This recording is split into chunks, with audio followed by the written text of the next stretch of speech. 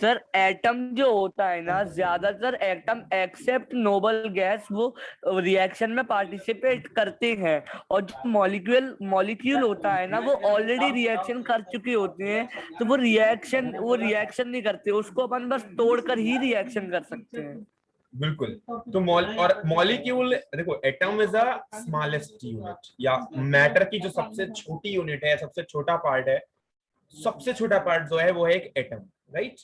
अब एटम के अंदर पार्टिकल्स होते हैं, इलेक्ट्रॉन, प्रोटॉन, न्यूट्रॉन, बट जो एक पूरा पूरा एक छोटा यूनिट है जिनसे मिल करके अपना मॉलिक्यूल बना है, वो है एक एटम, राइट। या अपना जो मैटर बना है, या जो भी हमारे हाथ में पेन है, बुक है, कॉपी है, लैपटॉप है, each and everything is having matter. और मैटर के पास हमारे पास क्या होता है? एटम होता है। एटम और मॉलिक्यूल्स होते हैं। एटम क्या करता है? क्या मतलब जैसे अपनी बॉडी में सेल होते हैं वैसे एटम होते हैं। बिल्कुल बिल्कुल। तो बॉडी में जैसे सेल होते हैं वैसे एटम कह सकते हो कि एटम वैसे होते हैं। तो एटम छोटे छोटे पार्ट्स होते हैं। और एटम जनरली क्या होता है, जैसे मान लो हमारे पास बहुत सारे एटम्स है, जैसे मान लो कि हीलियम है, नाइट्रोजन है, ऑक्सीजन है और कार्बन है। ये सारे के सारे एलिमेंट के एटम, मतलब एटम अगर इनमें से एक पार्ट निकाल दिया जाए तो वो कहलाता है एटम। मतलब एक जो सबसे छोटी यूनिट निकाले जाए वो एटम होता है। लेकिन कुछ एटम ऐसे होते हैं जिनमें मॉलिक्यूल बनाने की टेंडेंसी होती है, लाइक जैसे नाइट्रोजन है। तो नाइट्रोजन के पास क्या है, उसके पास ट्रिपल बॉन्ड बनाने की टेंडेंसी है, मतलब 3 इलेक्ट्रॉन की शेयरिंग करने की टेंडेंसी है। तो डायरेक्टली वो 3 इलेक्ट्रॉन को शेयर करके वो एक बॉन्ड बनाता है, एक बॉन्ड क्रिएशन करता है, और उसके बाद वो क्या करता है, मॉलिक्यूल का फॉर्मेशन करता है। Excuse me. हाँ जी, बताइए, बताओ बताओ, बोलो बोलो बोलो, बोलो यार। सर लगता है उसका नेटवर्क चला गया। यस सर, उसकी वीडियो भी एकदम से बंद हो गई। ब्लैक ब्लैक हो गई पूरी।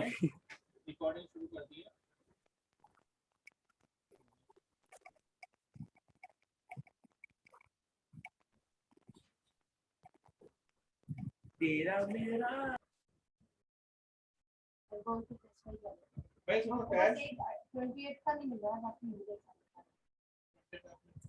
बेटा मॉलिक्यूल बनता क्यों है? सर आप क्या करा रहे हैं? मैं अभी आया हूँ। अरे आए हो तो देखो, मॉलिक्यूल और एटम के बीच में डिफरेंस बता रहा हूँ। आप बताओ मॉलिक्यूल बनता क्यों है? Can anyone tell? सर वो एटम इसलिए मॉलिक्यूल बनाते हैं क्योंकि वो अपनी ऑक्टेन रूल को कंप्लीट करना चाहते हैं। तो उससे क्या होगा? वो स्टेबल हो जाएंगे।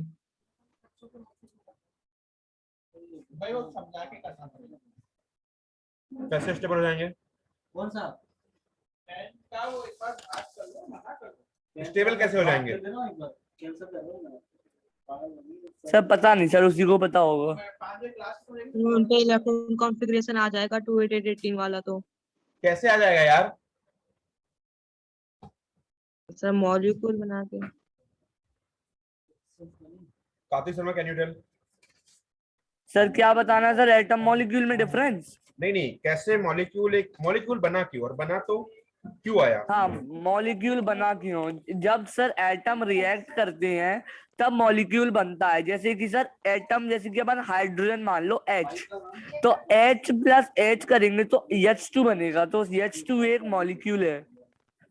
क्यों H2 और बना? सर जो एटम होता है ना वही रिएक्शन करता है मेनली, और मॉलिक्यूल जो होता है वो पहले से रिएक्शन करके ही बना होता है, तो वो रिएक्शन नहीं कर सकता जब तक वो टूटेगा नहीं। नहीं, H2 बना क्यों बना? अरे तो हमने म्यूचुअल शेयरिंग करी थी। अरे हाँ। शेयरिंग क्यों करे यार हाइड्रोजन में?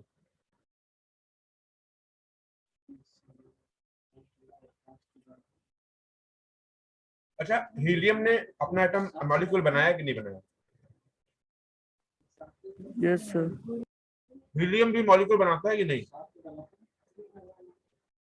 सब बनाता होगा लेकिन सब पता नहीं है। Can anyone explain? भैया बाकी लोग अपने वीडियो ऑन कर लो यार प्लीज। सर क्या बताना है सर? हीलियम ने मॉलिक्यूल बनाया या नहीं? जो भी नोबल गैसेस हैं वो अपना मॉलिक्यूल क्रिएट करती हैं या नहीं? नहीं सर। क्यों नहीं? सर क्योंकि सर वो पहले से ही पता सर, ये नहीं पता सर। आपने सर ये इतना ही बताया सर, आईजीएसओ की लेक्चर में बताया था सर ये आपने, ये जो क्योंकि एटम और मॉलिक्यूल में डिफरेंस है। आदित्य अग्रवाल। सर उनके पास पहले से ही ऑक्टेन रूल वाला इलेक्ट्रॉन कॉन्फ़िगरेशन है,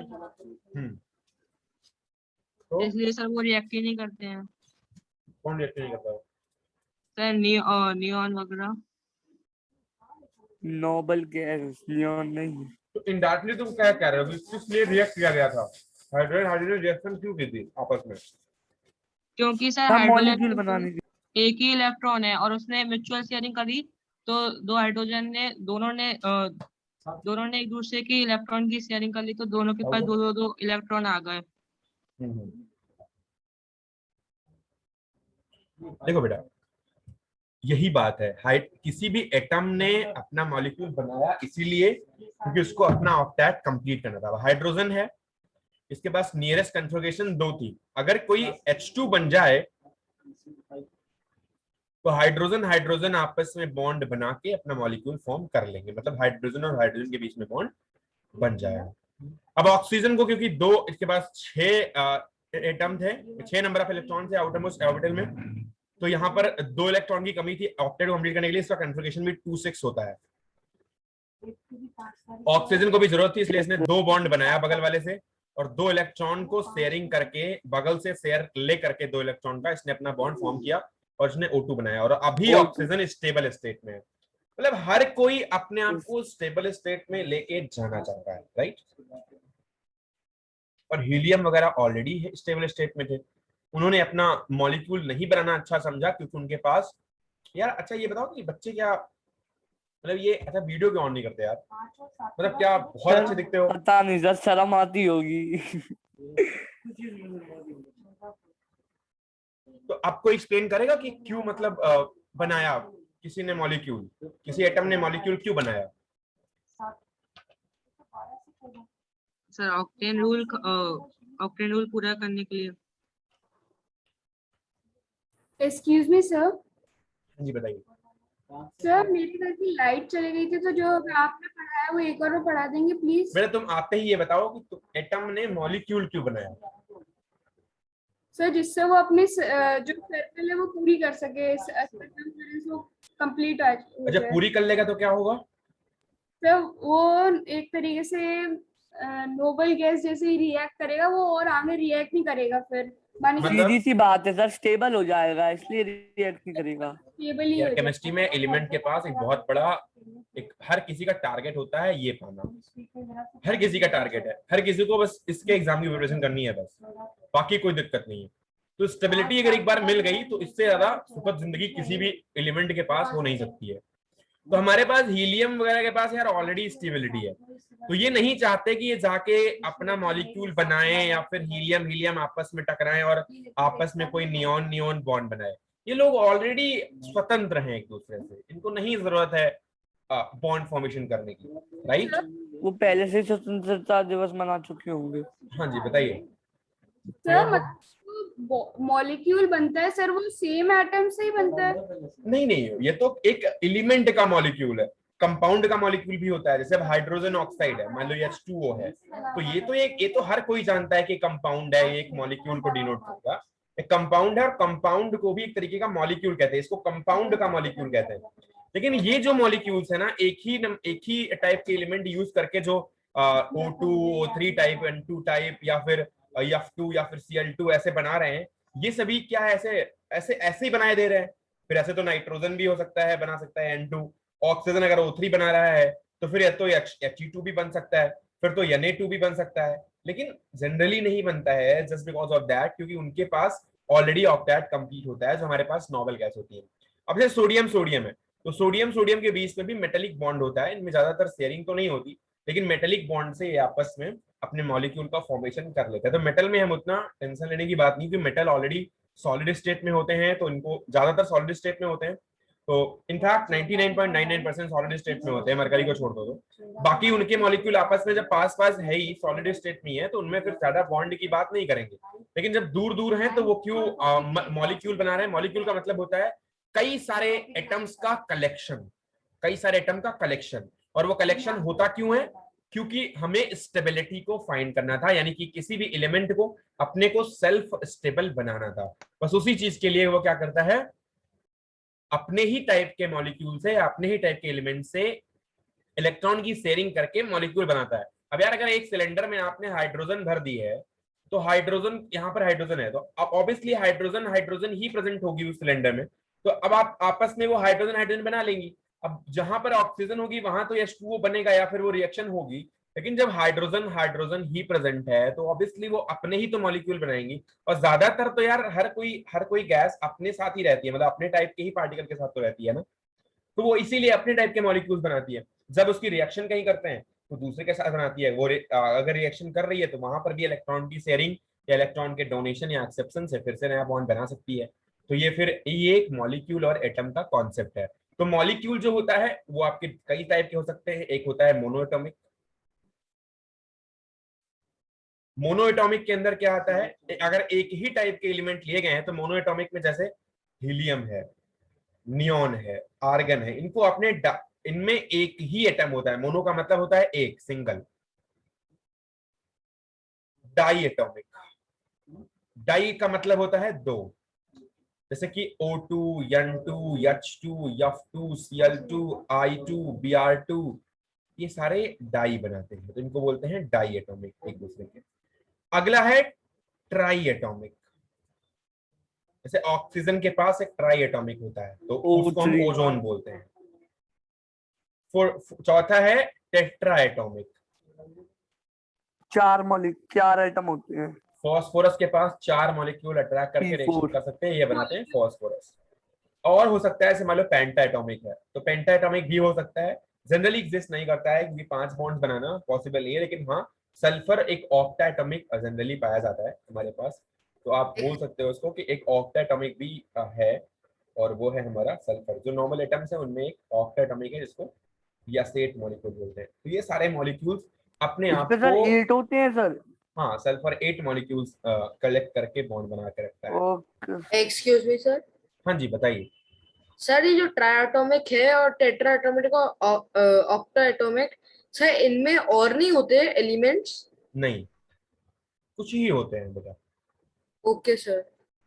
एक्सक्यूज मी सर। हाँ जी बताइए। सर जैसे कोई मेटल है वो कभी भी ऐसे डाई एटॉमिक वैल्यू नहीं बनाएगा अपनी। बेटा उनके बॉन्ड्स ऑलरेडी मेटेलिक बॉन्ड से बने हुए होते हैं, तो उनमें मेटेलिक बॉन्डिंग ऑलरेडी होती है, उनके मॉलिक्यूल ऑलरेडी पास पास होते हैं, तो वो बॉन्ड्स ऐसे शेयर तो नहीं करते कि शेयरिंग से वो बनाते हैं, तो उनमें मेटेलिक बॉन्डिंग पाई जाती है।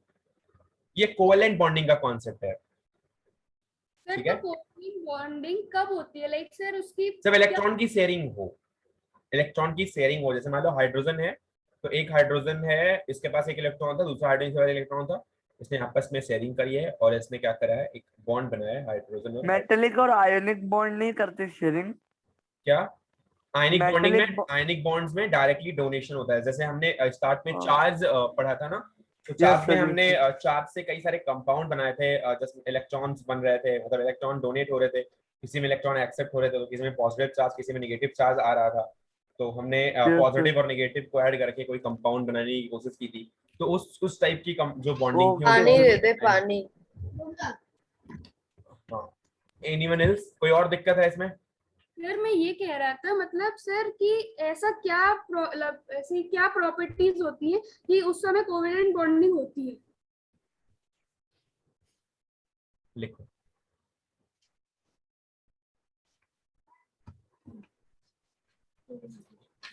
देखो बेटा, पहली टाइप की हमारे बॉन्डिंग जो है वो 3 टाइप के हैं, पहले बात आपको बता दूं। एक है आयनिक बॉन्डिंग, और बता रहा हूं तो मैं एग्जाम में भी दूंगा, ये मैं समझना कि मैं फालतू की बात कर रहा हूँ, तो अगर पूछ रहे हो तो तैयार भी रहना। सर एग्जाम में कौन कौन से चैप्टर आएंगे? जो भी पढ़ा रहा हूँ वो आएगा ही, अब जबरदस्ती पूछ रहे हो तो फिर ऑब्वियसली आएगा ही। नहीं, स्टार्टिंग से आएगा हाँ, कि मैं- एक चैप्टर आएगा? नहीं पूरा आएगा, एग्जाम में तो पूरा आएगा, मेटल्स नॉन मेटल्स भी? सब आएगा। सर चलो। स्ट्रक्चर भी तो हो गई। नहीं, अरे देखो यार, जो देना होगा बता दूंगा। एनिक बॉन्डिंग, एनिक बॉन्डिंग में क्या था, जब एक इलेक्ट्रॉन दे सकता है और दूसरा इलेक्ट्रॉन ले सकता है। ऐसा नहीं है कि मैंने इसको पहले नहीं बताया है, मैंने बार बार बताया ये चीजें, लेकिन आपके माइंड से स्किप होती गई है क्योंकि एक बच्चा भी रिवीजन करने के लिए तैयार नहीं है। तो अब आयनिक बॉन्डिंग में क्या था कि एक इलेक्ट्रॉन को देता था, दूसरे इलेक्ट्रॉन को लेता था, तो इलेक्ट्रॉन के आदान प्रदान से या फिर डोनेशन और एक्सेप्शन की वजह से ही जो हमारी बॉन्डिंग होती थी उसको हम बोलते थे आयनिक बॉन्डिंग।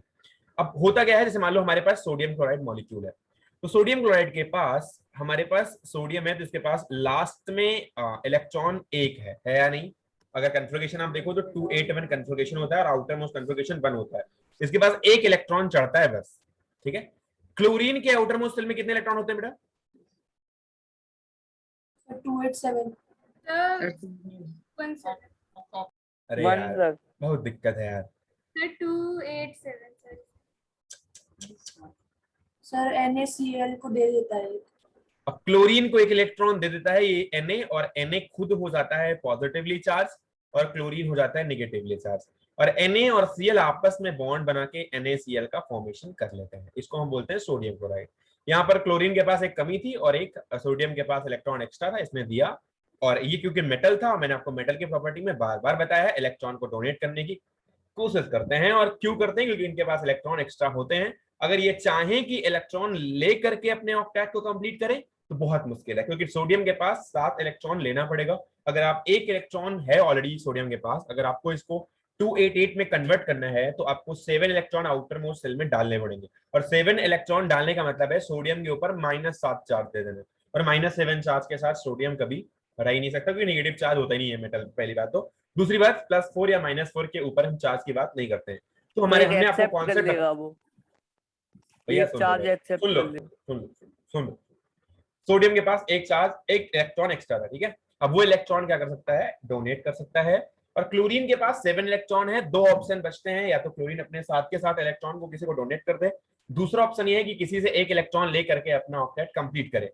तो जब 7 इलेक्ट्रॉन देगा, ऐसी कंडीशन में 7 पॉजिटिव चार्ज अपने ऊपर कंटेन कर लेगा। और मैंने आपको नॉन मेटल की प्रॉपर्टी बताया है कि नेगेटिव चार्ज कंटेन करना नॉन मेटल की क्वालिटी होती है। तो नेगेटिव चार्ज, ये पॉजिटिव चार्ज कंटेन करेगा, जो कि हमारे पास स्ट्रिक्टली प्रोहिबिटेड है। अब सही बताएं तो हो ही नहीं सकता 4+ और 4- के बाद, लेकिन फिर भी अगर आप मेटल नॉन मेटल की क्वालिटी को देखो तब भी ये नहीं पॉसिबल है।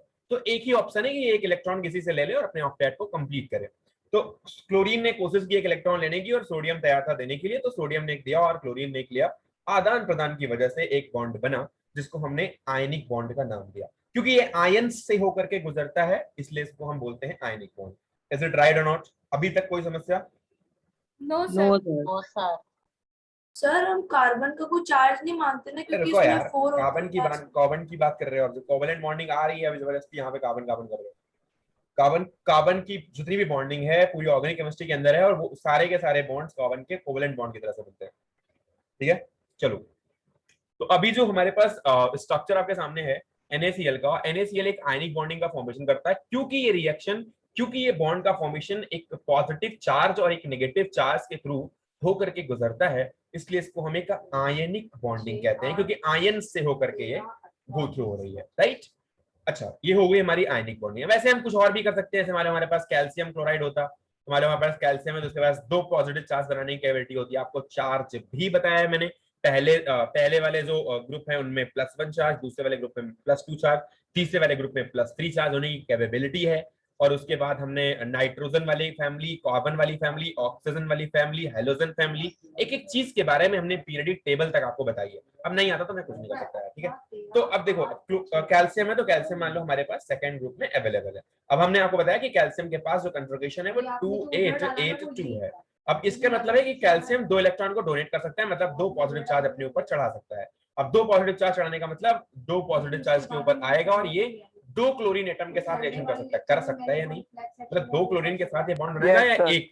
Yes sir. एक के साथ बनाएगा या 2 के साथ? Okay sir. ऑब्वियसली, क्योंकि 2 पॉजिटिव चार्ज है, क्लोरीन के पास 1 माइनस है, क्लोरीन के पास 1 माइनस है, तो ये 2 क्लोरीन के साथ बनाएगा, इसलिए यहाँ पर CaCl2 का फॉर्मेशन हो जाएगा और कैल्शियम क्लोराइड का फॉर्मेशन कह देंगे। ये भी एक आयन के थ्रू करके गुजर रहा है, इसलिए इसको भी हम एक आयनिक बॉन्डिंग बोलेंगे। Sparsh Srivastava, are you getting whatever I told you in the ionic bonding? Can anyone explain? Rudransh sir, ये आयोनिक बॉन्डिंग वो वाली बॉन्डिंग होती है जिसमें इलेक्ट्रॉन्स का एक्सेप्शन और डोनेशन होता है सर। जैसे एक के पास एक पॉजिटिव चार्ज है, दूसरे के पास एक नेगेटिव चार्ज है, तो सर वो एक आयोनिक बॉन्डिंग बनाएगा। ठीक है।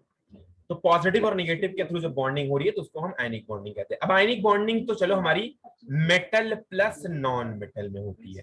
मेटल प्लस नॉन मेटल जब है तो अब जनरली जो बॉन्डिंग होती है वो आयनिक बॉन्डिंग होती है। जब बॉन्डिंग मेटल प्लस मेटल की हो तो ये होती है metallic bonding. Sir metallic bonding के प्लीज एग्जांपल दीजिएगा। जैसे सोडियम एक पूरा ये पूरा मान लो एक सॉलिड आपने सोडियम का लिया हुआ है, तो ऑब्वियसली जब सोडियम के बहुत सारे नंबर ऑफ एटम्स इसके अंदर है, नंबर ऑफ मॉलिक्यूल्स हैं, सोडियम अकेले अवेलेबल है, या आपके हाथ में लोहा है, आप जिस कुर्सी पे बैठे हुए हो अगर वो भी एक लोहे की कुर्सी है तो ऑब्वियसली उसमें जो बॉन्ड्स बने होंगे वो मेटल के बीच में बने हुए होंगे, क्योंकि पूरा आयरन अगर उसमें लगा हुआ है तो आयरन के पास जो बॉन्डिंग होगी, क्योंकि मेटल आपस में अटैच होंगे, तो वो उसको हम बोलेंगे एक metallic bonding. Is it right और नॉट? क्योंकि उसके पास मॉलिक्यूल्स और एटम सारे के सारे जो भी हैं मेटल्स हैं और मेटल के अलावा कोई नॉन मेटल प्रेजेंट नहीं है, तो इसे हम मेटेलिक बॉन्डिंग बोलते हैं। अच्छा, आगे बात करते हैं कोवेलेंट बॉन्डिंग के बारे में।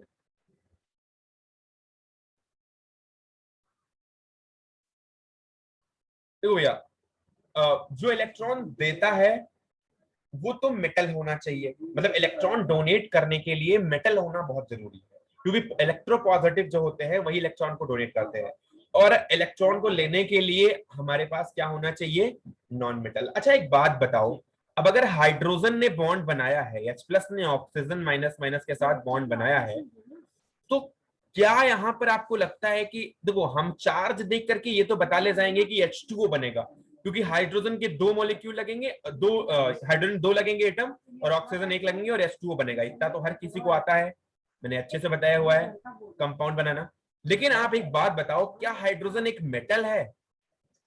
नो सर, एक नॉन मेटल है। हाइड्रोजन अगर पॉजिटिव चार्ज साथ आ रहा है, ऑक्सीजन नेगेटिव चार्ज साथ आ रहा है, मतलब चार्ज भले अपोजिट है, ये बना रहे हैं कंपाउंड, लेकिन हाइड्रोजन एक मेटल नहीं है। तो हाइड्रोजन क्या है? हाइड्रोजन नॉन मेटल है, और हाइड्रोजन ऑक्सीजन के बीच में आपको पता है कि बॉन्ड बनने के वाटर बनता है। तो करते क्या है, ऑक्सीजन के पास ऑलरेडी लास्ट ऑर्बिटल में कितने इलेक्ट्रॉन प्रेजेंट हैं? सर 2 6 और कितने करने हैं? 2 8 सर 2 2 8, तो सर 2 एक्सेप्ट कर लेगा। अगर ये इसके पास 6 है और इसको हमने अगर ऐसे दिखाया हुआ है तो क्या गलत दिखाया है? No sir. अरे यार देख लो, 1 2 जब भी दिखाते हैं हम इसको लोन पेयर बोलते हैं, हम पेयर के तरह से दिखाते हैं, और आपको शायद ये रिप्रेजेंटेशन बताया भी हुआ है मैंने। जब भी दिखाते हैं पेयर की तरह से दिखाते हैं इसको हम, पेयर ऑफ इलेक्ट्रॉन की तरह से, और 2 इलेक्ट्रॉन बचने, क्योंकि बॉन्ड बनाना है तो 2 इलेक्ट्रॉन को मैंने बगल बगल डाल दिया। अच्छा अब एक बात बताओ, हमें 6 इलेक्ट्रॉन हमारे पास ऑलरेडी ऑक्सीजन के पास है, हमको 8 करना है। एक हाइड्रोजन यहाँ पे कर दें और एक हाइड्रोजन अगर हम यहाँ पे कर दें तो हाइड्रोजन के पास भी एक इलेक्ट्रॉन है। Yes sir. अभी अगर मैं हाइड्रोजन वाले इलेक्ट्रॉन की शेयरिंग ऑक्सीजन वाले में कर दूं तो भैया ऑक्सीजन के पास टोटल 8 इलेक्ट्रॉन हो गए। यस सर हो गए। और जो हाइड्रोजन है इसमें भी अगर मैं ऑक्सीजन वाला ये एक इलेक्ट्रॉन शेयर कर दूं तो हाइड्रोजन के पास भी 2 कंप्लीट हो गए या नहीं? यस सर यार 2 ही हाइड्रोजन को जरूरत थी, 8 ऑक्सीजन को जरूरत थी, मतलब टोटल 8 बनाने थे ऑक्सीजन को, और 8 बनाने के लिए 6 ऑलरेडी थे, 2 की जरूरत थी, तो एक तो यहां से मिल गया ये वाला, और एक यहां से मिल गया ये वाला। खुशबू आ रही है बेटा प्लीज यार, एक ऑक्सीजन को बगल से मिल गया, एक इस लेफ्ट से मिल गया हाइड्रोजन से, एक राइट हाइड्रोजन से मिल गया, तो दोनों साइड से क्या हो गया? शेयरिंग हो गई। अब दोनों साइड से शेयरिंग हाइड्रोजन की होकर के ऑक्सीजन ने बना लिया बॉन्ड, इसे एक शेयरिंग कहते हैं। और ऐसे बॉन्ड्स को जब म्यूचुअल शेयरिंग हो जाए, म्यूचुअल शेयरिंग मतलब एक दूसरे की सहायता करना या एक दूसरे को शेयर करना कि भैया आप हमारा यूज कर लो, हम आपका यूज कर लेंगे अपना काम पूरा करने के लिए, तो जब म्यूचुअल शेयरिंग होने लग जाए तो ऐसे केस में ये होती है covalent bonding. I don't think किसी को दिक्कत होगी। No sir. ये सर माने कि मेटल और जब नॉन मेटल के साथ करता है तो ionic, metal to metal metallic, और non metal to non metal covalent. Covalent, ठीक है, इतना अभी आपको जानने की इसलिए जरूरत है। बाद में कुछ ऐसे भी एटम्स आएंगे जो मेटल प्लस नॉन मेटल भी बनाया करेंगे कुछ कोवेलेंट बॉन्ड, लेकिन अभी आपको एटलीस्ट इतना तो पता होना ही चाहिए, right? Yes sir. Okay sir. ठीक है भैया, अपने अपना यार कैमरा ऑन कर लो यार, पता नहीं क्या करते रहते हो यार। सब पता नहीं सर, शर्म लगती होगी बच्चों को। अभी कल किसी के पेरेंट्स आए थे, बोल रहे थे यार लेट के पढ़ते हो यार, पता नहीं क्या करते थे, 4 बार बोल चुका कैमरा यार ऑन करने के लिए, बाहर कर दूंगा उठा के यार अभी। उसके बाद अभी हमारे पास ये हमने बता दिया covalent bonding, metallic bonding and ionic bonding, तो हमारे पास ये कंप्लीट हो चुकी है। आप एक बार देख लेना, जो हमारा ये मॉलिक्यूल बनता है ना, मॉलिक्यूल ये कोवेलेंट बॉन्डिंग की वजह से ही बनता है। अब जैसे मान लो H2 बना, तो H2 में भैया एक एक इलेक्ट्रॉन की शेयरिंग हाइड्रोजन कर सकते हैं, ये वाला इस हाइड्रोजन का यूज कर सकता है और ये वाला इस हाइड्रोजन का यूज कर सकता है, कर सकता है या नहीं? यस ये सर। H2 बनता है। एक O2 बनता है, ऑक्सीजन के पास ऑलरेडी 6 इलेक्ट्रॉन थे ना, यहाँ पर 6 इलेक्ट्रॉन दिखाए थे हमने, इस वाले में 6 इलेक्ट्रॉन दिखाए थे हमने। ये चाहे तो 2 इलेक्ट्रॉन इसका यूज कर ले, और ये वाला चाहे तो 2 इलेक्ट्रॉन इसका यूज कर ले, तो ये वाले 2 इलेक्ट्रॉन यूज हो गए, दोनों में 2 इलेक्ट्रॉन यूज हो गए, और ऑक्सीजन के बीच में चूंकि 2 इलेक्ट्रॉन यूज हुए हैं इसलिए डबल बॉन्ड आता है और ये बन जाता है एक बॉन्ड, और इसको हम क्या बोलते हैं? O2 molecule. O2 molecule. भैया हमें नहीं लगता किसी को कोई समस्या होनी चाहिए। एक्सक्यूज मी नहीं सर। सर, हाँ जी बताइए। सर जितने मॉलिक्यूल्स एक दूसरे के शेयर करते हैं उतने ही बॉन्ड बनते हैं। जितने नंबर ऑफ इलेक्ट्रॉन एक दूसरे के शेयर हों। Okay sir, thank you. ठीक है, इस वाले में एक एक इलेक्ट्रॉन शेयर हुए इसलिए सिंगल बॉन्ड। अच्छा नाइट्रोजन अगर मैं ले लूं, क्योंकि नाइट्रोजन के ऊपर 5 इलेक्ट्रॉन होते हैं, इसको 3-3 की जरूरत होती है, इसलिए यहाँ पे 3-3 की शेयरिंग करनी इंपॉर्टेंट है। तो अगर मैं चाहूं तो यहाँ पर नाइट्रोजन के 3-3 इलेक्ट्रॉन को शेयर करवा दूं एक दूसरे में, और नाइट्रोजन ट्रिपल बॉन्ड का फॉर्मेशन कर ले जाएगा, और एटलीस्ट नाइट्रोजन के पास ट्रिपल बॉन्ड बन जाएगा, राइट? क्योंकि 3-3 इलेक्ट्रॉन की शेयरिंग हुई है और इसलिए ट्रिपल बॉन्ड, और मैक्सिमम ट्रिपल बॉन्ड तक बनता है, और इसको हम बोलते हैं N2 मॉलिक्यूल। कोई दिक्कत यहाँ तक? मॉलिक्यूल और एटम समझ में आ गया ना सबको? Yes sir, thank you sir. Thank you sir. Thank you sir. आगे बढ़ते हैं और अब देखते हैं कि कहां तक हमने किया है। देखो भैया अगर पूछने पे नहीं आया ना तो मतलब खत्म है यार, बताना फिर मतलब सिलेबस खत्म करवाना ज्यादा इजी है यार। पता नहीं क्यों यार कैमरा ऑफ करके बैठे हो यार, पता नहीं क्या हो गया है।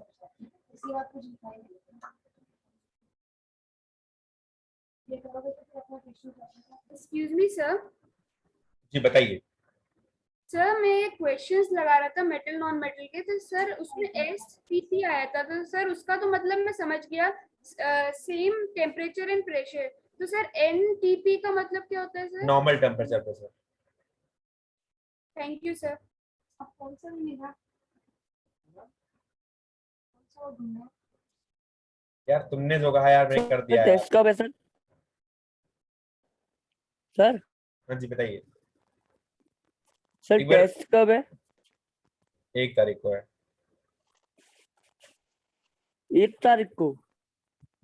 अच्छा इतने बड़े नॉन मेटल मेटल में सब खत्म कर दिया यार, उसके बाद भी अभी कह रहे हो इलेक्ट्रॉन नहीं पता, डबल बॉन्ड नहीं पता, ट्रिपल बॉन्ड नहीं पता, कोवेलेंट बॉन्डिंग नहीं बताई, तो बताओ। मैंने सर अच्छे से समझ बताई थी।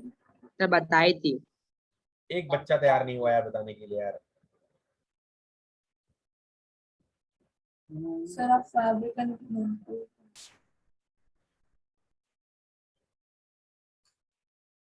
शायद हमने स्पैंडेक्स बताया था और आपको कैरोसोल अकेले बताना था, राइट? Yes sir. यार बहुत बड़ा चैप्टर है क्या यार।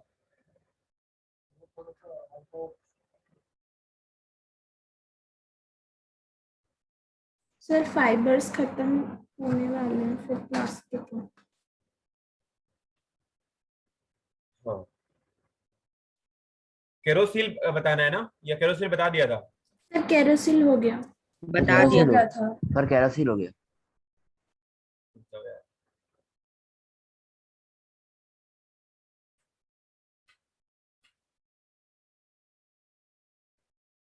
केरोसिल हो गया, फिर मुझे ब्लेंडेड फाइबर बताना है ना। Yes sir. Please sir. Yes sir. एक बात बताओ, फाइबर की ब्लेंडिंग क्यों की गई? Can anyone explain? अब ऐसा मत सर- बोलना कि हमने नहीं बताया। हाँ बताओ। सर कहना सर है जैसे दो फाइबर्स के जो भी वो सर वो रहते हैं ना, उनके फायदे सर जैसे फाइबर सर मैं को और बताऊं सर, स्ट्रॉन्ग कार्तिक सर यार कंफर्ट शिवम बताएगा। बनाने के लिए। सर मैं बताऊं सर, कार्तिक। नहीं कार्तिक नहीं, कोई और बता दे यार, जल्दी बताओ। सर मैं बताऊं? सर फॉर मैं बताऊं? मेकिंग इट सर, मोर जिससे- स्ट्रॉन्गर। हाँ सर मिताली जिससे गुप्ता। दोनों की चीजें मिले सर। सर कैसे? जैसे सर मान लो आपने हमने, सर एक सर जैसे एग्जांपल मान लो दिया था। हमें, जैसे मान लो हमें कोई ऐसा कपड़ा बनाना है या ऐसा कभी कोई फैब्रिक बनाना है जिसमें हमें पहली चीज तो ये चाहिए कि वो स्ट्रेच हो, मतलब उस तने भी अच्छा खासा, मतलब अगर मान लो हम कहीं लोट पोट रहे हो या फिर घूम टहल रहे हो या फिर स्पोर्ट्स में हम कहीं जा रहे हो तो वो हमारा खराब ना हो। मतलब हम अगर मान लो बैडमिंटन खेलते हो या फिर हम कहीं मान लो बैट बॉल खेलते हो या स्पोर्ट्स में हम कहीं भी जा रहे हो तो हमारा सर कपड़ा मतलब तन के स्पोर्ट्स टूटे पे ना। सर। यार सुनो वाले कोई बात सुनो। दूसरा हमें ये भी चाहिए कि ठंडी का मौसम है और हमें चाहिए कि यार वो गर्म भी रहे, तो हम कैसे फाइबर को यूज करेंगे? Can anyone explain? Sir sir मैं सर पॉलिस्टर मैं एंड बताऊं? कॉटन। सर अदिति सर मैं बताऊं? भदौरिया। सर मैं बताऊं? हाँ जी बताइए। सर स्पैंडेक्स और एक्राइलिक करेंगे क्योंकि इसमें एक्राइलिक वार्म होता है और स्पैंडेक्स उसमें अच्छी इलास्टिसिटी होती है। अच्छा, स्पैंडेक्स में अच्छी इलास्टिसिटी होगी और एक्रेलिक में क्या होगा? सर वो वार्म रहेगा, नहीं, मान लो वूल हमारे जैसे पास होता है। सिंथेटिक फाइबर अवेलेबल नहीं है उतने, मान लो हमारे पास स्पैंडेक्स भी अवेलेबल नहीं है या फिर हमारे पास चलो स्पैंडेक्स अवेलेबल है, स्पैंडेक्स और एक्रेलिक दोनों अवेलेबल नहीं है, चलो मान लो, तो फिर क्या करोगे? सर मैं बताऊं कार्तिक? जी बताइए। सब पॉलिस्टर और कॉटन का यूज कर लेंगे। नहीं, कॉटन यार कभी पहन के निकल जाओ शर्ट कॉटन सर की तरह। मैं नहीं सर, ऐसे जैसे कि सर आपने एग्जांपल दिया था हमने बोला कि ठंडी का मौसम है और आपको गर्मी भी लगनी चाहिए, मतलब गर्म रखना है अपने बॉडी को, और दूसरी बात आप अपने आप को प्रोटेक्ट करके रखना है या अपने कपड़े को प्रोटेक्ट करके रखना है कि वो स्पोर्ट्स में ब्रेक ना हो जाए। So what you will use? Sir मैं सब में आए। हाँ मिताली गुप्ता। सर हमको पता है कि ठंड में हम ऊनी कपड़े पहनते हैं, वूल के क्लोथ्स पहनते हैं, और पॉलिएस्टर एक ऐसा सिंथेटिक फाइबर है जो रिंकल नहीं होता है, इलास्टिक होता है। तो इसलिए अगर हम उन दोनों को मिक्स करें, एक पॉलिएस्टर का फाइबर और एक वूल का फाइबर, तो एक अच्छा क्लॉथ बन सकता है जिसमें दोनों के एडवांटेजेस होंगे। Great, excellent. अच्छा, आपने कभी साड़ी साड़ी पहनते हुए तो देखा ही होगा। साड़ी वारी तो मतलब हर कोई जानता होगा ना, हर किसी के यस घर में सर। यूज होती होगी। Yes sari sir. Generally, sari का जो कपड़ा होता है वो कौन सा मतलब कपड़ा होता है? अब वो अगर आपने कभी घर में बोला हो या कभी पूछा हो तो क्या कॉटन की साड़ी कोई पहनता है? No no no no sir. Sir, sir. No sir. फिर सिल्क सर की नो या सर नहीं, सिल्क की। Polyester, silk. या पॉलिस्टर। पॉलिएस्टर अकेले होता है? No sir. No no sir. Sir no sir sir polyester अकेले पहनेंगे तो बहुत अनकंफर्टेबल हो जाए। बिल्कुल। तो क्या करते हैं वैसे? मैं साड़ी पहनने की मतलब सर साड़ी का कपड़ा बनाना है तो हम कैसे कपड़े बनाएंगे, जो बनाएंगे या जो जिससे हम एक अच्छी उसमें साड़ी कॉटन हाँ। मिला देते हैं। सर अच्छा, कॉटन किस में कॉटन मिला दें? Sir sir polyester. Polyester polyester में सर में। पॉलिस्टर में अच्छा, पॉलिस्टर तो में अगर हम फिर वो कॉटन। थोड़ा कंफर्टेबल लगेगा। जैसे कि सर एक एग्जांपल आपने ही दिया था कि जैसे कि अगर सर स्वेटर अपन ऐसे ही पहन ले बिना बनियान की तो सर अपन को सर अनकंफर्टेबल लगेगा, और सर अपन सर 50 रुपए की कॉटन की बनियान भी पहन लें तो फिर आप हमको वो स्वेटर पहनने में भी कंफर्टेबल लगेगा। तो ऑब्वियसली एक जो फैब्रिक या फाइबर मटेरियल्स होते हैं एक दूसरे को वो अफेक्ट करते हैं, एक दूसरे के प्रॉपर्टी को भी अफेक्ट करते हैं। तो अगर मान लो मुझे कोई साड़ी बनानी है तो पहली बात तो मैं कॉटन की साड़ी नहीं बनाऊंगा कि क्योंकि पूरी बॉडी पे होता है तो लोग कॉटन यूज नहीं करते। और मतलब कॉटन का यूज करना पता नहीं क्यों नहीं यूज करते, आई डोंट नो कि क्या दिक्कत है, क्योंकि अब्जॉर्प्शन भी है लेकिन कॉटन प्योर की साड़ी को यूज नहीं करता क्योंकि सिकुड़ना उकुड़ना बहुत ज्यादा होता है साड़ी में। तो साड़ी कॉटन अकेले की अगर, और जैसे आप घर पे आते हो कभी किसी को साड़ी पहनते हुए देखा होगा, तो जैसे घर पे आया उसको मान लो फोल्ड करके रख दिया तो तुरंत फोल्ड होके हो गई वो, उसमें बहुत ज्यादा सिकुड़न वगैरह नहीं आएगी। कभी कभी ऐसा भी होता है कि धुल के डायरेक्ट साड़ी पहन सकते हो, उसमें पहचान भी नहीं पाओगे कि उसमें क्रीज वगैरह बनी है कि नहीं, या फिर वो बहुत ज्यादा उसमें दिक्कत नहीं आएगी। साड़ी को बहुत प्रेस करना नहीं पड़ता है, आपको जानते हो ना कि साड़ी को मतलब अगर आप धुल के पहनो अगर डायरेक्ट तो कोई दिक्कत नहीं आएगी, उसको आप प्रेस प्रेस करने की बहुत ज्यादा जरूरत नहीं है। उसके लिए इंपॉर्टेंट ये है कि साड़ी में कॉटन के साथ साथ पॉलिस्टर का मिलाना। देखो पॉलिस्टर दो चीजें करता है बेटा, इस बात को मैं जो बोल रहा हूँ, पहली बात जो बोल रहा हूँ, अगर आप इसको वीडियो लेक्चर बाद देखना तो आप इसको नोट भी कर लेना, और कोई अगर ज्यादा स्मार्ट है तो साथ साथ नोट भी करते चलना। तो जो हमारा पॉलिस्टर है वो क्या करता है, उसको स्ट्रेंथ प्रोवाइड करता है कि वो क्रीज वगैरह में उतना ज्यादा ना जाए। लेकिन अगर मैं प्योर पॉलिस्टर यूज करूंगा तो ऐसे केस में क्रीज आने के चांसेस भी ज्यादा हो जाते हैं। अगर आप प्योर पॉलिस्टर का कोई फैब्रिक ले लो पर आप उसको प्रेस के नीचे डाल के अगर आप उसको फोल्ड करके रख दो, जैसे मान लो किसी का पैंट है, पैंट किसी ने पहना है, आपने तो देखा होगा क्रीज, जो फॉर्मल पैंट वगैरह होते हैं जो स्कूल ड्रेस में लगते होंगे, तो उनको आप देखो क्रीज बना के रखते हैं ना पैंट को जब प्रेस करते हैं, तो ऐसा तो देखा होगा ना। लाइनिंग यस हाँ, सर, तो lining Yes, lining sir. Shoes आता है। Yes sir. किसी किसी के स्कूल में तो चेक भी होता होगा कि हाँ लाइनिंग जरूरी है, वैसे बिना प्रेस किए नहीं लेके आना। तो जब प्रेस करके पहनते हैं तो उसमें लाइनिंग बन जाती है। बाद में जब उसको हम वॉश करते हैं तो वॉश करने पे या थोड़े 2-3 दिन, अब जब आप उसको पहनोगे ना, मतलब 2-3 दिन उसको स्कूल पहन के चले जाओ, कुछ तो हफ्ते हफ्ते पहनते होंगे, तो आप अगर मतलब 2-3 दिन अगर पहन के चले जाओ तो आप देखोगे कि उसकी जो क्रीज है वो गायब हो गई है। ऐसा होता है ना, ऐसा होता है। तो अगर आप पॉलिस्टर का कपड़ा यूज कर लो, तो पॉलिस्टर का कपड़ा अगर केवल प्योर पॉलिस्टर का होगा तो उसमें अगर आपने क्रीज बना दी एक बार तो उसको फिर से गायब होने में बहुत टाइम लगता है। और आपने अगर 2-3 बार कहीं प्रेस चला दी उस पे तो उसकी क्रीज इतनी जल्दी गायब नहीं होती है। पॉलिस्टर के क्रीज गायब करने के लिए फिर आपको बार बार उस पे उसको सीधा करके फिर उस पे प्रेस चलाना पड़ेगा और काफी उसको धुलना वुलना पड़ेगा, तब जाके वो कहीं मानेगा कि हाँ उसको नहीं बनना है अपने शेप में। नहीं तो फिर वो अपने शेप में ऐसे बना रहेगा और एज इट इज वो क्रीज मेंटेन रहेगी। तो आपको दोनों चीजें यूज करके चलना है। एक तो आपको पहली बात प्योर पॉलिस्टर यूज नहीं करना है और प्योर कॉटन यूज नहीं करना है यहाँ पे, क्योंकि आप प्योर पॉलिस्टर यूज कर लोगे तो पहली बात तो कंफर्टेबल रहेगा, क्रीज बन जाएगा तो as it is crease maintain रहेगी। चलो मान लो कॉस्ट रिड्यूस हो सकती है क्योंकि पॉलिस्टर सस्ता आएगा और कॉटन महंगा आएगा। तो पॉलिस्टर का अभी आप पॉलिस्टर की टी शर्ट खरीदने जाओ तो आपको 70 रुपए 80 रुपए की मिल जाएगी, मतलब पॉलिस्टर बहुत सस्ता आता है। आप अगर अगर थोड़ा और अच्छा पॉलिस्टर का खरीदोगे, मतलब जिसमें कुछ और प्लास्टिक वगैरह भी थोड़ा बहुत यूज किया गया, नायलॉन का भी थोड़ा मिक्सअप हो, मान लो थोड़ी महंगी हो, 110 रुपए 100 रुपए तक आ जाएगी पॉलिस्टर की टी शर्ट। तो उसमें कॉटन और पॉलिस्टर दोनों मिला के चलते हैं कि आपकी बॉडी से वो स्वेटिंग को भी अब्सॉर्ब करे और साथ साथ पॉलिस्टर क्या करे, उसको स्ट्रेंथ भी प्रोवाइड करे। तो ये क्वालिटी हो गई। तो हमने दोनों के डिसएडवांटेज एडवांटेज बता दिया कि अगर मैं प्योर कॉटन यूज करूं तो स्ट्रेंथ नहीं रहेगी, प्योर कॉटन यूज करूं तो उसमें आपको महंगा भी आएगा, प्योर कॉटन यूज करूंगा तो उसमें सिकुड़न वगैरह भी ज्यादा आएगी, ठीक है, और इजिली वो मतलब प्रेस नहीं किया जा सकता। तो इसीलिए हमने कॉटन और पॉलिस्टर को मिला, और अगर मैं प्योर पॉलिस्टर यूज करूँ को बता ही दिया, और कॉटन पॉलिस्टर मिला के यूज करूँ तो हमारा कॉस्ट भी बैलेंस रहेगा, हमें एब्जॉर्प्शन भी मिल जाएगी बॉडी से, मतलब जब हम उसको स्वेट करेगी ना, हमारी बॉडी में से स्वेट निकलेगा तो उसको वो एब्जॉर्ब भी करेगा और साथ साथ वो हमें स्ट्रेंथ भी प्रोवाइड करेगा, राइट। Okay sir. तो ये हमारा पॉलिस्टर कॉटन का। जो हमने भाई वूल का बताया था कि मान लो ठंडी में अगर हमको स्पोर्ट्स के कपड़े बनाने हैं तो बेटा उसमें हमने कई सारे आपको 2-3 एग्जांपल दिए। पहली बात तो हमको नेचुरल फाइबर अगर मान लो मिल रहा है आसपास तो हम ट्राई करेंगे कि नेचुरल फाइबर ले लें, लेकिन नेचुरल फाइबर थोड़ा महंगा आएगा, एक्रेलिक थोड़ा सस्ता आएगा। तो मैं ये भी कोशिश करूंगा कि अगर एक्रेलिक यूज हो जाए तो मैनमेड फाइबर है तो उसको भी हम मिला दें, स्ट्रेंथ भी थोड़ी प्रोवाइड कर देगा और वो हमें वार्मथ भी देगा, मतलब वो गर्मी भी देगा। तो एक्रेलिक के साथ साथ कोई स्ट्रेचेबल फाइबर डाल दें हम तो वो भी हमारे लिए यूज किया जा सकता है। लेकिन क्योंकि हमें कंफर्ट देना है स्वेटर में तो एक्राइलिक अकेले डालोगे, उसके बाद आप स्ट्रेचेबल फाइबर के लिए कोई पॉलिस्टर या फिर कोई मटेरियल ऐसा डालोगे जो उसको स्ट्रेच कर सके, तो बेटा दोनों साइंथेटिक हो जाएगा। और साइंथेटिक अकेले का कपड़ा पहनना फिर वो आपके लिए फिर दिक्कत हो जाएगा, समझ रहे हो ना। मतलब वार्मथ तो प्रोवाइड कर देगा, आपको गर्मी दे देगा, लेकिन अगर आपने प्योर एक्राइलिक यूज कर दिया या फिर आपने 90% एक्राइलिक के साथ 10% पॉलिस्टर यूज किया, क्योंकि आपने पॉलिस्टर क्यों यूज किया, क्योंकि आपको उसमें स्ट्रेंथ लानी थी।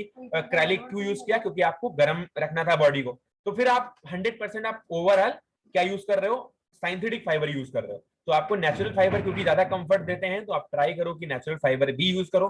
तो इसीलिए जब कपड़ा बनाते हैं, अगर आप अगर किसी स्पोर्ट यूज के लिए बनाना है ठंडी के मौसम में, तो ट्राई करते हैं कि हम पहली बात तो पॉलिस्टर का यूज ना करें, एक्राइलिक ही यूज कर लें और उसके साथ साथ वूल का यूज कर लें। तो एक्राइलिक और वूल दोनों मिक्सअप दोनों ही हमें वार्मथ प्रोवाइड करेंगे और एक्राइलिक क्या करेगा, हमें थोड़ी सी स्ट्रेंथ भी दे देगा, राइट, क्योंकि वो हमारा साइंथेटिक फाइबर है। अब आपके पास कुछ एग्जांपल्स भी दिए हुए हैं, जैसे कि आपका पॉलिस्टर एंड कॉटन का एग्जांपल इसमें है, तो वो पॉलीकॉट बनाता है ब्लेंडेड फाइबर। पॉलिस्टर कॉटन का एग्जांपल मैंने बता दिया। आप बहुत सारे स्वेटर्स या बहुत सारे टी शर्ट्स में यूज करते हो। और क्यों यूज करते हैं पॉलिस्टर कॉटन, कॉटन एब्जॉर्प्शन के लिए और पॉलिस्टर स्ट्रेंथ के लिए, राइट। कोई Yes, दिक्कत, sir. वॉश No, वगैरह sir. करने में भी इजी होता है। हाँ बोलो सर एक चीज ये पूछ रहा था, अगर सर किसी कपड़े में स्ट्रेंथ लानी हो तो सर पॉलिस्टर ज्यादा अच्छा रहेगा नायलॉन? दोनों ही अच्छा रहेगा, लगभग स्ट्रेंथ लगभग दोनों की सेम ही होती है और दोनों ही सर साइंथेटिक हैं। तो आप, हाँ जी, सर आपने ये लिखवाया था कि नायलॉन सबसे ज्यादा स्ट्रांग होता है वो हाँ दोनों ही अच्छा रहेगा, दोनों अच्छा रहेगा, लेकिन पॉलिस्टर थोड़ा सा मतलब ज्यादा यूज में लाया जाता है क्योंकि सस्ता होता है इन कंपेरेबल टू नायलॉन, राइट। और इंडिया में तो एटलीस्ट पॉलिस्टर की इंडस्ट्री सबसे ज्यादा है। तो जो कपड़े हैं पॉलिस्टर के वो बहुत ज्यादा बनते हैं, तो पॉलिस्टर यूज कर सकते हैं। बाकी नायलॉन भी सेम एज इट इज वो स्ट्रेंथ प्रोवाइड करेगा, तो नायलॉन का भी यूज कर सकते हैं अगर मेरे को किसी सिंथेटिक फाइबर को मिलाना है केवल स्ट्रेंथ डालने के लिए, राइट। पॉलिस्टर प्लस वूल का दूसरा आपका है, आपने कभी ये देखा होगा, अरे यार उसको क्या बोलते हैं, पैरासूट, वो जो मिलते हैं अरे वो पैराग्लाइडिंग। पैराग्लाइडिंग नहीं, ग्लाइडर। Sir parachute.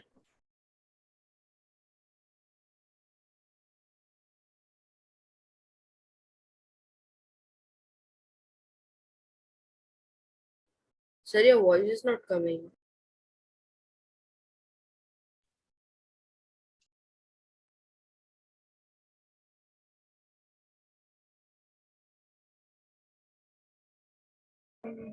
जैसे ट्रैक सूट है, तो ट्रैक सूट में आपने देखा होगा कि ट्रैक सूट आपको वार्मथ भी प्रोवाइड करता है, मतलब वो गर्म भी रखता है बॉडी को, और ट्रैक सूट में काफी स्ट्रेंथ भी होती है। तो आप मॉर्निंग वॉक वगैरह पे जब जाते हो तो ट्रैक सूट पहन के जाते हो, उसका रीजन यह है कि आप गर्म भी करते हो बॉडी को, मतलब ठंडी के मौसम में, और उसके साथ साथ आप उसमें वूल मिला हुआ होता है जो गर्मी प्रोवाइड करता है। और कॉटन नहीं मिला सकते वहां पे क्योंकि वो एब्जॉर्ब वगैरह करेगा, लेकिन वूल के हमारे पास ऑलरेडी एब्जॉर्प्शन क्वालिटी है, तो वूल की जरूरत हमने जो भी थी या जो एब्जॉर्प्शन क्वालिटी थी वो हमने वूल से कंप्लीट कर ली है। तो कॉटन वगैरह ज्यादा यूज नहीं करते फिर वहां पे, फिर हम एक कोई सिंथेटिक फाइबर डाल देते हैं। जैसे कई अगर कोई अच्छा कपड़ा होगा तो उसमें थोड़ा सा पॉलिस्टर या फिर नायलॉन वगैरह मिला के उसको स्ट्रेंथ प्रोवाइड कर देंगे, तो स्ट्रेंथ प्रोवाइड हो जाएगी। और कोई जो बहुत ज्यादा अगर मतलब बहुत ज्यादा आपको कॉमर्शियल बनाना है तो आप चाहो तो वूल के साथ आप एक्रेलिक यूज कर लो, तो काफी ज्यादा गर्म रखेगा, क्योंकि जो दोनों फाइबर आपके होंगे दोनों के दोनों फाइबर आपके वार्मथ प्रोवाइड करेंगे, और उसके साथ साथ एक्रेलिक आपको थोड़ी सी स्ट्रेंथ भी दे देगा, राइट। तो जो हमारे पास Yes, ट्रैक sir. सूट वगैरह होते हैं उनमें हम इनको यूज कर सकते हैं। कोई दिक्कत? No sir. No sir. तो यहाँ पर भैया कई सारी चीजें लिखी भी हुई हैं आपके मॉड्यूल में, यू कैन स्टडी इट। आपको मैं लाइन टू लाइन बता देता हूँ एक बार कि mixing of two different fibre results in the formation of blended fibre. दो फाइबर का मिक्सअप जो होता है ब्लेंडेड फाइबर कहलाता है। More often a synthetic fibre is mixed with a natural fibre. ज्यादातर एक नेचुरल फाइबर को सिंथेटिक फाइबर के साथ मिलाया जाता है। क्यों मिलाया जाता है मैंने सब कुछ बता दिया। Two similar fibre for example both natural fibre may also be mixed to form the blended fibre. अगर हम दो नेचुरल फाइबर को यूज कर लें या फिर हम दो सिंथेटिक को यूज कर लें तब भी हम ब्लेंडेड फाइबर बना सकते हैं। A few example of blended fiber are given below। आपको दिखाया है यहाँ पे polyester plus cotton, polyester plus wool, cotton plus wool, तो आपको डिफरेंट डिफरेंट एग्जांपल्स भी यहाँ पे प्रोवाइडेड है, तो आप इसको देख सकते हो। आप सर दो सिंथेटिक मिले, इनका एग्जांपल बताएं। दो सिंथेटिक का भी यूज कर सकते हैं, मतलब अब जैसे मान लो आप, मैंने बताया था स्टार्ट में एग्जांपल, मान लो पॉलिस्टर और एक्रेलिक का यूज कर दिया जाए तो वो किसी ने किसी बच्चे नहीं बताया कि पॉलिस्टर का और एक्रेलिक का यूज होगा तो वो बन सकता है, लेकिन फिर प्योर सिंथेटिक का कपड़ा वो बेटा कंफर्ट नहीं देता कभी, तो जनरली कभी यूज नहीं होता। थोड़ा बहुत नेचुरल फाइबर जरूर यूज होता है, राइट, क्योंकि क्रीज वगैरह आ जाती है तो क्रीज हटती नहीं है। अगर आपने सिंथेटिक ले लिया प्योर 100% या दो फाइबर मिक्सअप भी किया और आपने 70-30 का रेशियो ले लिया दो फाइबर का, और दोनों ही फाइबर क्या कर रहे हैं सिंथेटिक फाइबर है, तो ऐसी कंडीशन में आप जब क्रीज वगैरह डालोगे उसमें पहली बार तो प्रेस करना पड़ेगा नहीं ज्यादा, लेकिन मान लो क्रीज पड़ गई किसी चीज की वजह से या फिर आपने उसको वॉश किया है उसके बाद का जो कंडीशन है, या फिर जब आप बॉडी पे डाल रहे हो तो वो कंफर्ट का कंडीशन है, तो वो सारी कंडीशन में आपको फिर डिसएडवांटेज मिलेंगे, राइट। तो ओके सर। तो ज्यादातर एक नेचुरल और सिंथेटिक फाइबर ही यूज होता है। तो और यहाँ पर आगे लिखा है नेचुरल एंड, हाँ भैया बताइए। सर ब्लेंड और मिक्स करने में डिफरेंस क्या होता है? मिक्सिंग ब्लेंडिंग एक ही चीज है, लेकिन कभी कभी कहते हैं कि जैसे मान लो आपने किसी चीज को मेल्ट कर दिया, राइट, मतलब मेल्ट करके मिक्स किया, तो वो एक मेल्ट कर दिया, दोनों ही मेल्ट हो गए और फिर उसको आपने मिक्स किया एक दूसरे में और फिर उसका फाइबर बना लिया, तो वो एक तरीके की मिक्सिंग हो गई। और ब्लेंडिंग मतलब दो फाइबर को आपने सीधे सीधे ब्लेंड कर दिया, मतलब सीधे सीधे अटैच कर दिया, तो ये डिफरेंस है। लेकिन इतना ज्यादा टेक्सटाइल में जाओगे तो दिक्कत होगी, तो आप ये समझो कि मिक्सिंग और ब्लेंडिंग एक तरीके का कॉमन वर्ड है। दो चीजों का या दो डिफरेंट टाइप्स ऑफ फाइबर का एक साथ यूज करना is mixing and the same thing is blending, right. Okay sir. Okay sir. Yes sir.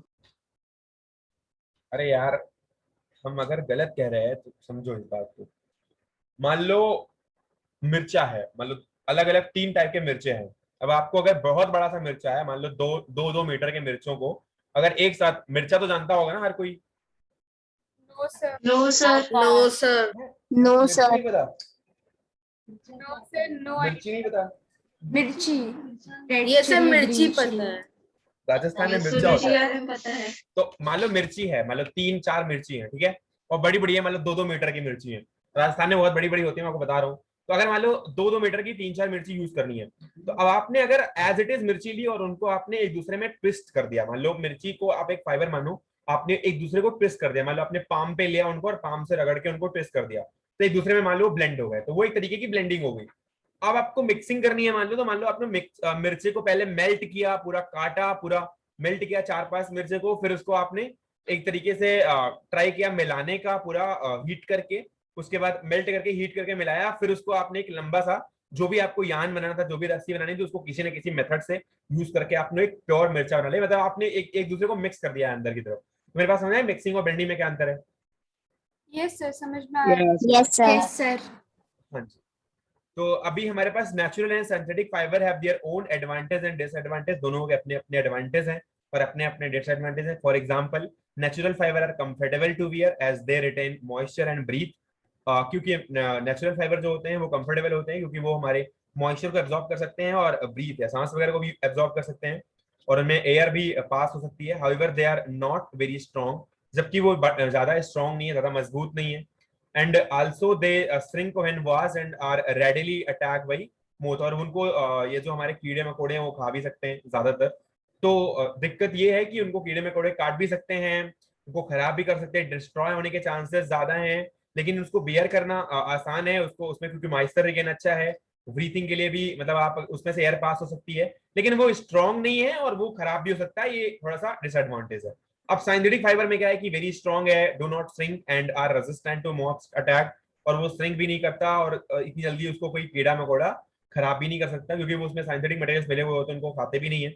So though they are not very comfortable to wear, इसलिए वो वियर करने के लिए कंफर्टेबल भी नहीं है। Hence, the best fibers are obtained by blending two types of fiber which combines the advantage of both and are free from their advantage. अगर कोई ऐसा फाइबर हम मिला सकें कि दोनों के एडवांटेजेस हमें मिल जाएं और हम उनके डिसएडवांटेजेस से फ्री रहें, तो ऐसी ही ब्लेंडिंग हम करने की कोशिश करते हैं। मेरी बात समझ में आई या नहीं? Yes sir. Yes sir, yes sir. पहली ही क्लास में बता दिया है यार। चलिए, advantages and disadvantages of the synthetic fibres यहाँ पे दिए गए हैं, तो आपको सबसे पहले एडवांटेजेस बताता हूँ।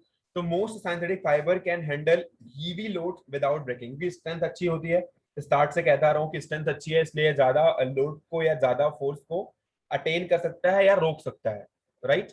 तो मैं कहो तो इसका रिटन फॉर्म भी दे दूं अगर चाहिए तो, किसी को लिखाना नो भी है? सर, नहीं सर। अच्छा ठीक है। तो मतलब most synthetic fibre can handle heavy load without breaking, इसमें ब्रेकिंग भी नहीं होती है और काफी ज्यादा लोड को भी ये सह सकता है, तो इसलिए सिंथेटिक फाइबर स्ट्रेंथ भी अपनी प्रोवाइड करता है। Most synthetic fibre are elastic, दूसरा पॉइंट है, सबसे बहुत सिंथेटिक फाइबर, सबसे ज्यादा मतलब सिंथेटिक फाइबर ऐसे होते हैं या मैक्सिमम सिंथेटिक फाइबर ऐसे होते हैं जो इलास्टिक इन नेचर होते हैं, मतलब उनमें तन्यता का लक्षण होता है, मतलब वो तन सकते हैं। इलास्टिसिटी तो पता है ना सबको? Yes sir. अरे रबड़ Yes, का यार sir. इलास्टिक होना, रबड़ को Tensile तानने पे। strength. हाँ, टेंसाइल स्ट्रेंथ तो मान लो एक ब्रेकिंग स्ट्रेंथ है, लेकिन आप जब आप कोई चीज इलास्टिक है इसका मतलब वो तनने का उसमें या फिर लॉन्ग इलॉन्गेशन का उसके पास क्वालिटी है, राइट। ठीक है, Yes, sir. ठीक है। Most synthetic fibre do not wrinkle easily। अच्छा, wrinkle, if wrinkle and released they retain their original shape, hence people find them convenient to wash and wear। वो इतनी जल्दी क्रीज नहीं बनाते हैं, लेकिन अगर बना गए तो पीछे लौटते नहीं है, मतलब उनको फिर से अपनी क्रीज में वापस लाना आसान नहीं है, लेकिन वो इतनी जल्दी बनाते नहीं। अगर आप सिंथेटिक फाइबर को धुल रहे हो तो वो इतनी जल्दी क्रीज वगैरह नहीं बनाता, सिकुड़ता नहीं। आप देखो, फैला के डाल दो, आप कोई भी अच्छी सी टी शर्ट हो नाइक एंड ऑल की, उसके पास जो कपड़ा होगा उसका सिंथेटिक फाइबर का, वो अगर आप उसको डाल दो अगले दिन उसको पहन सकते हो, वो एज इट इज मेंटेन रहेगी, उसको प्रेस भी करने की जरूरत नहीं पड़ती है, राइट। वैसे प्रेस करना भी इजी नहीं होता उसको, क्योंकि उसके पार्टिकल भी मूव कर सकते हैं अगर आप उसको प्रेस करने जाओगे। सिंथेटिक फाइबर को उसकी जो मेल्टिंग पॉइंट होता है उसका कम होता है सिंथेटिक फाइबर का, इसलिए अगर आप प्रेस करने जाओगे, अगर ज्यादा अच्छा खासा टेम्परेचर दे दिया, पता लगेगा कि सिंथेटिक फाइबर मेल्ट हो गया। तो ज्यादातर आपको कोशिश भी नहीं करनी चाहिए सिंथेटिक फाइबर को कभी प्रेस करने की, लेकिन फिर भी उसको प्रेस करने की ज्यादा जरूरत नहीं पड़ती है। अगर उसमें प्रॉपर तरीके से कॉटन मिक्सड अप है, 20-30% का कॉटन है, तब उसको प्रेस करना इजी होता है, राइट। कोई समस्या अभी तक? Yes, sir. No, sir. They are No, sir. less expensive and readily available from the first class. I am just telling you कि जो चीज हम खुद बना रहे हैं उसका सस्ता होना जायज है। जो चीज हमें नेचर में मिल रही है वो कभी मिलेगी कभी नहीं मिलेगी, कहीं मिलेगी कहीं नहीं मिलेगी, लेकिन जो हम बना रहे हैं उसका प्लांट हम कहीं भी लगा सकते हैं। जो चीज हमें एटमॉस्फेयर में या जो चीज हमें नेचुरली मिल रही है, अब उसके लिए हमें देखना पड़ेगा कि वो कितनी अवेलेबिलिटी है उसकी। तो ये जो हमारे पास सिंथेटिक फाइबर्स हैं, क्योंकि हमारे पास यार हर किसी के घर में कपड़ा यूज होता है, हर दिन हर कोई कपड़ा यूज करता है, तो ऑब्वियसली टेक्सटाइल का यूज हर कोई करता है पर बहुत ज्यादा यूज होता है। तो अब जब ज्यादा यूज होता है तो इतना ज्यादा नेचुरल फाइबर अवेलेबल नहीं है, तो इसीलिए वो कॉस्टली होता है, बाहर से लाना पड़ता है, हमें इंपोर्ट करना पड़ता है। कॉटन वगैरह जितने भी हम पहनते हैं सारे के सारे इंडिया के कॉटन नहीं होते। चलो कुछ पार्ट्स ऐसे हैं इंडिया में जहां पर ये पाए जाते हैं, लेकिन बाकी हमें कुछ कॉटन ऐसे हैं जो कॉटन की भी बहुत सारी वैरायटी है, जैसे संकर 60, संकर 69, संकर 72, तो डिफरेंट टाइप्स के कॉटन है। हमें फिर बाहर से कॉटन को इंपोर्ट करना पड़ता है, और फिर कॉटन को इंपोर्ट इसलिए करते हैं क्योंकि हमें फिर अच्छी वैरायटी के कॉटन चाहिए। अब यार वही कॉटन का कपड़ा, अगर वही कॉटन की टी शर्ट 70 रुपए की है, वही कॉटन की टी शर्ट 700 की है, वही कॉटन की टी शर्ट अगर 2300 की है, तो ऑब्वियसली उसके कपड़े में कोई ना कोई तो चीज होगी ना जो हमें ऑब्वियसली दिखाई नहीं पड़ती ऊपर से, लेकिन उसके अंदर क्वालिटी होती है जो उसके प्राइस में दिखाई पड़ती है। तो ये कॉटन की वेराइटीज पे डिपेंड करता है, जो भी कॉटन हम यूज कर रहे हैं। तो इसलिए हमारे पास सारे कॉटन अवेलेबल नहीं है इंडिया में, तो हमें बाहर से भी कॉटन को इंपोर्ट करना पड़ता है। तो हमारे पास जो हमारे पास नेचुरल फाइबर है वो उतने अच्छे अवेलेबिलिटी में नहीं होते, इसलिए हमें बाहर से इंपोर्ट करना पड़ता है। उसको हम बना नहीं सकते हैं क्योंकि वो भाई नेचर की बात है, कभी दिया कभी नहीं दिया, कभी बारिश हो गई कभी कुछ हो गया। मान लो भेड़ में हमें मिल रहा है वूल, अब पता लगा वूल अब बहुत ज्यादा ठंडी पड़ी, अगर नहीं हुआ बाल तो क्या करेंगे? तो हो सकता है, कुछ भी हो सकता है। तो या फिर कहीं भी कम हुआ कहीं ज्यादा हुआ, तो उसको आप रिजल्टेंट तरीके से देख सकते हो। लेकिन जो हमारे पास सिंथेटिक फाइबर उसको हम बनाते हैं, बहुत सारे इंडस्ट्रीज हैं इंडिया में, जैसे पॉलिस्टर के लिए रिलायंस इंडस्ट्रीज बहुत फेमस है। तो अब जितना ज्यादा बन रहा है तो ऑब्वियसली हमारे पास उसकी कॉस्ट कम आएगी, तो कॉस्ट इसकी कम होती है। तो मैंने एक एक चीज यार बता दी है, अगर कोई समस्या है तो मेरे को बताना। डिसएडवांटेज की बात करते हैं तो सर हाँ जी बताइए। सर सबसे लाइट वेट और इलास्टिक फाइबर और सिंथेटिक फाइबर कौन सा होता है? क्या सर सबसे लाइट वेट और इलास्टिक कौन सा सिंथेटिक फाइबर होता है? सबसे लाइट वेट होता है पॉलीप्रोपिलीन। डेंसिटी उसकी 0.89 के आसपास होती है, मतलब बहुत 0.0 में होती है। हाँ सर क्या बोला आपने इस फाइबर? पॉलीप्रोपिलीन जो सिंथेटिक फाइबर होता है। सर नायलॉन भी तो बेटा फिर ऐसे तो कंपेरेबली हर कोई होता है, थोड़ा बहुत ही अंतर होता है। कॉटन सब सिंथेटिक है, सब में इलास्टिसिटी वगैरह का रीजन होता है, सब में इलास्टिक बिहेवियर होता है, हर किसी के पास होता है। अब इतनी ज्यादा टेक्सटाइल में क्यों जा रहे हो कि अंदर जाना है, इलास्टिसिटी को जानना है, इलास्टिक बिहेवियर को जानना है, फोर्स को जानना है, हर एक चीज जाननी है। बट क्लास 8 में बैठे हो, बाकी जानना है तो देख लो। मैं बोल रहा हूँ कि पॉलीप्रोपिलीन है, उसके पास डेंसिटी बहुत कम होती है और लाइट वेट होता है, देख लेना आप। 0.89 ग्राम पर सेंटीमीटर क्यूब होती है, भी देख लेना अगर देखना है तो। बाकी देख लेना, अगर पढ़ना है तो ठीक है, ज्यादा लिखना है तो लिख लेना। Okay sir. नहीं सर आप कंटिन्यू करिए।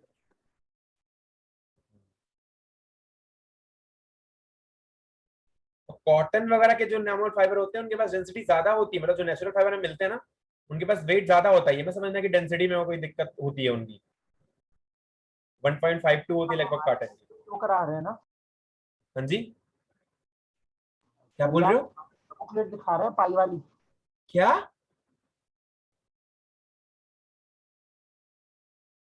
यार तुम एक बात बताओ, तुम्हारा नाम क्या है? तुम यार क्लास के लास्ट में आते हो और ऐसे अजीब से क्वेश्चन पूछते हो यार, क्या पढ़ा रहे हैं क्या नहीं पढ़ा रहे, क्या दिक्कत है तुम बताओ। हम तुमको काफी क्लासेस से ऑब्जर्व कर रहे हैं, तुम आते हो लास्ट में पूछते हो पाई वाली चार्ट बना रहे हैं, पाई वाली सीट लिखा रहे हैं, क्या कर रहे हैं? तुमको पढ़ने से मतलब है नहीं यार, पता नहीं क्या करते हो यार।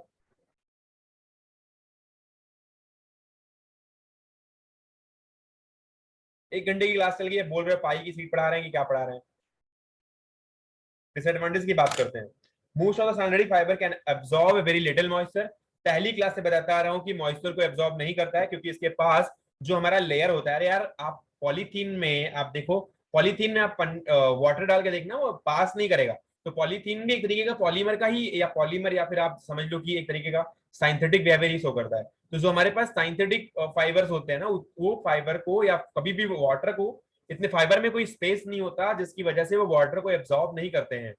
लेकिन हमारे पास जो कॉटन वगैरह होता है वो पोरस होते हैं, उनके पास एटमॉस्फेरिक जो हमारे पास वो होता है ना, जो क्रिटिकल रीजन होता है और मॉइस्चर रीजन का रीजन होता है वो डिफरेंट होता है। तो क्रिटिकल रीजन मतलब जहां पर हमारे पास नहीं होता है एब्जॉर्प्शन, वो कॉटन वगैरह में काफी ज्यादा होता है, लेकिन जो हमारे पास ये सिंथेटिक फाइबर उनमें नहीं होता। पहली क्लास में भी मैंने बताया था ये बात कि सिंथेटिक फाइबर जो होंगे उसमें एब्जॉर्प्शन नहीं होगा, क्योंकि उसके पास लेयर्स नहीं होती हैं, उनके अंदर स्पेस नहीं होता है, तो वो एब्जॉर्ब नहीं करते हैं, right? Yes sir, Yes, sir. Yes sir. ठीक है। They become sticky when the body sweat, जब हमारे बॉडी से जब स्वेटिंग होगी, तो अगर हमने टी शर्ट कोई पॉलिस्टर या फिर कोई नायलॉन वगैरह की पहन रखी है तो हमारी बॉडी में वो स्टिक करेंगे। On the other hand most natural fibre absorb readily, moisture को वो बहुत ज्यादा एब्जॉर्ब करते हैं जो हमारे पास नेचुरल फाइबर होते हैं, तो इसलिए हमें डिसएडवांटेज फील होता है जब हम यूज करते हैं पॉलिस्टर या फिर नायलॉन को, right? As a result, when we sweat, the sweat is not trapped between the fiber and the skin, or it keeps on evaporating from the fiber and we feel our skin can breathe.